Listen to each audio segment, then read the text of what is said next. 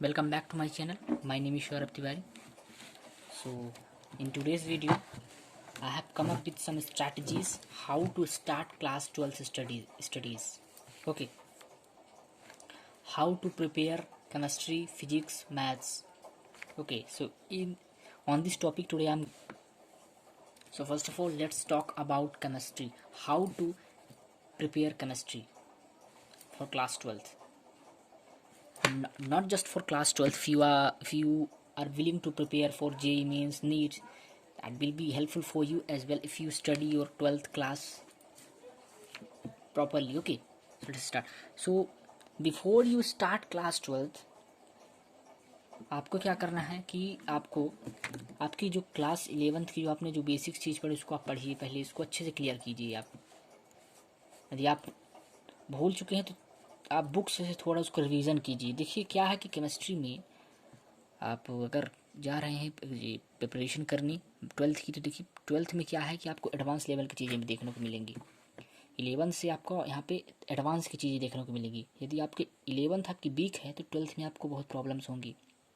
और ये केमिस्ट्री में नहीं, ये आपको ऐसे फिजिक्स में भी ऐसे होगा, मैथ्स में भी होगा। मैथ्स में भी बहुत ऐसी चीज़ें हैं।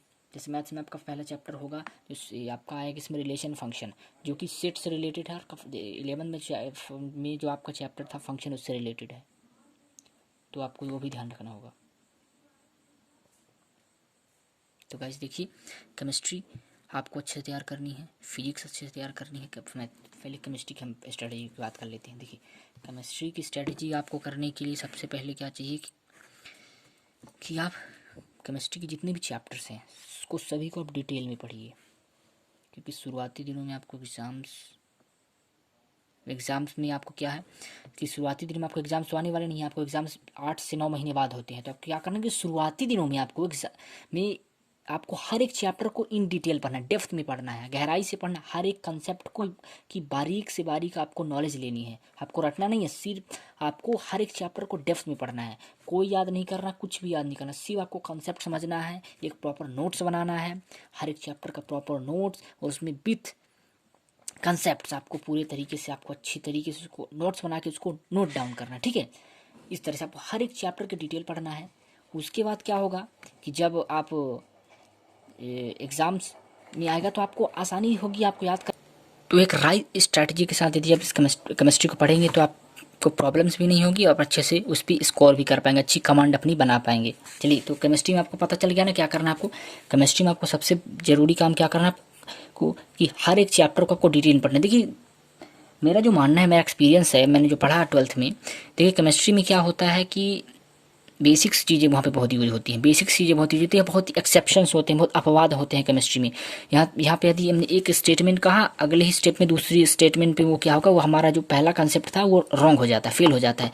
तो उसके लिए आपको प्रैक्टिस बहुत ज़्यादा ज़रूरी होता है। केमिस्ट्री प्रैक्टिस बहुत ज़्यादा ज़रूरी होती है, क्योंकि केमिस्ट्री फुली एक्सेप्शन से भरी होती है। तो एक्सेप्शंस में आपको बहुत ज़्यादा ध्यान देना, क्योंकि एक्सेप्शंस से क्वेश्चन बहुत पूछ देता है एग्जाम में। एक्सेप्शन से क्वेश्चन आते हैं क्योंकि एग्जामिनर को पता होता है कि एक्सेप्शंस पे स्टूडेंट कंफ्यूज होते हैं, इसलिए उन पे क्वेश्चन, इसलिए आपको एक्सेप्शंस, आपको स्टडी करते करते सब कुछ पता चल जाएगा कि क्या एक्सेप्शंस होते हैं, कैसे एक्सेप्शंस पे हम पता लगा सकते हैं। लेकिन बस आपको मैं बता रहा हूँ कि आप अपने वीक पॉइंट पे ज़्यादा से ज़्यादा काम कीजिएगा। जहाँ पे आपको प्रॉब्लम होगी उसको ज़्यादा डिटेल में पढ़िए, डेप्थ में पढ़िए। ठीक है, रटने का बिल्कुल प्रयास मत कीजिएगा शुरुआती में मंथ में। 5 से 6 मंथ आपको सिलेबस इतना आपको कंप्लीट करना है, तो पूरे डेप्थ में पढ़ाई करनी है। ऊपरी तौर पे नहीं पढ़ना है कि बस आपको चैप्टर फिनिश करना है। आपका पर्पज बस चैप्टर फिनिश करना नहीं होना चाहिए। आपका पर्पज होना चाहिए कि आप फुल पेशेंस के साथ, फुल इंटरेस्ट के साथ उस चैप्टर को पढ़ें और सीखें उससे कि आप उससे क्या नॉलेज ले पा रहे हैं। ठीक है, तो उसको बस रटना नहीं है, आपको बस चैप्टर की डेप्थ नॉलेज, हर एक चैप्टर की, हर एक पॉइंट की, हर एक टॉपिक को आपकी लेनी है। That's it. ये हो गई केमिस्ट्री की बात। अब बात करते हैं फिजिक्स की। देखिए फिजिक्स क्लास 12th की बहुत अच्छी है, बहुत इंटरेस्टिंग आपको लगेगी। हाँ, यहाँ पे थ्योरी बिल्कुल नहीं है, बहुत कम थ्योरी आपको क्लास 12th फिजिक्स में देखने को मिलेगी। जैसे आपने 11th में देखा तो वहाँ पे थ्योरी आपको यहाँ पे देखने को नहीं मिलेगी। फिजिक्स में आपको चैप्टर्स ऐसे यहाँ पे आपको सबसे ज़्यादा डेरिवेशंस देखने को मिलेंगे, और डेरिवेशंस भी हैं। यदि आप डेरिवेशंस को अच्छे तरीके से करोगे तो बहुत मजा आएगा। केमिस्ट्री फिजिक्स आपकी क्लास 12th की बहुत इंटरेस्टिंग है यदि आप इसको फील करके पढ़ेंगे। देखिए चैप्टर्स यहाँ पे अच्छे दिए हैं, यूनिट वाइज दिया है आपको, तो आपको इसको प्रॉपर कंसेप्ट के साथ, हर एक कंसेप्ट को आपको समझते हुए आपको पढ़ना है। इसको भी आपको डेप्थ में पढ़ना है, बिल्कुल भी रटने का प्रयास नहीं करना है। 6 महीने तक आपको, जब तक आप सिलेबस अपना पूर्ण नहीं हो जाता तब तक आपको इसको डेप्थ में पढ़ना है। जब एग्ज़ाम टाइम आएगा, जब एक आपका एग्ज़ाम 2 महीने पहले होगा, तो आप उसको क्या करिए कि जितना आपने कंसेप्ट पढ़ा उसको रिवीजन कीजिए, आप रिवीजन कीजिए, आपको पूरा समझ में आ जाएगा, पूरा समझ में आ जाएगा, क्योंकि हमने डेप्थ में चैप्टर पढ़ा है, आपको चैप्टर का पूरा नॉलेज है, तो आपको ज़्यादा उसमें स्ट्रगल करने की ज़रूरत नहीं पड़ेगी। तो फिजिक्स भी बहुत मज़ेदार आपकी होने वाली है यदि आप इसको राइट स्ट्रैटेजी से पढ़ोगे। तो फिजिक्स के लिए मैं आपको क्या टिप्स बताया कि फिजिक्स को आपको तैयार करना है तो आपको डेप्थ में पढ़ना है, हर एक चैप्टर को एक राइट स्ट्रैटेजी के साथ। और देखो डेरिवेशंस वहाँ पे मिलेंगे, जो आपको डेरिवेशंस बड़े बड़े मिलते हैं, 2-2 3-3 पेज के आपको डेरिवेशंस मिलेंगे, लेकिन डरना नहीं है। डेरिवेशंस में आपको क्या करना, बेसिक वहाँ पे भी लगेगा। तो हर एक डेरिवेशन दूसरे डेरिवेशन से रिलेटेड रहेगा, तो आपको कन्फ्यूज़ नहीं होना है।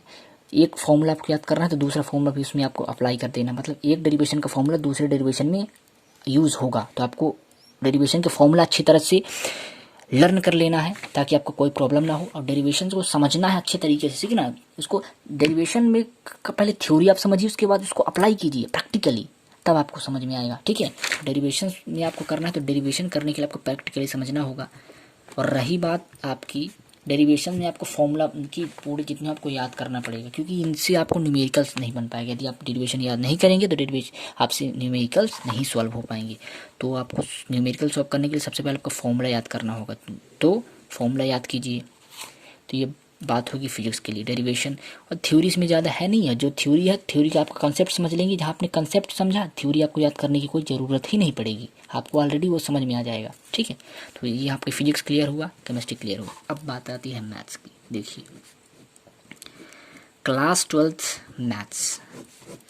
अब मैथ्स में देखिए क्या है कि आपका क्लास 12th की मैथ्स थोड़ा सा डिफ़िकल्ट होती है। इसमें क्या होता है, सबसे ज़्यादा आपको देखने को मिलता है कैलकुलस। एक चैप्टर एक आपका यहाँ पे यूनिट है कैलकुलस, कलन वाला, वो सबसे अच्छा होता है और आप वहाँ से सबसे हाई मार्क्स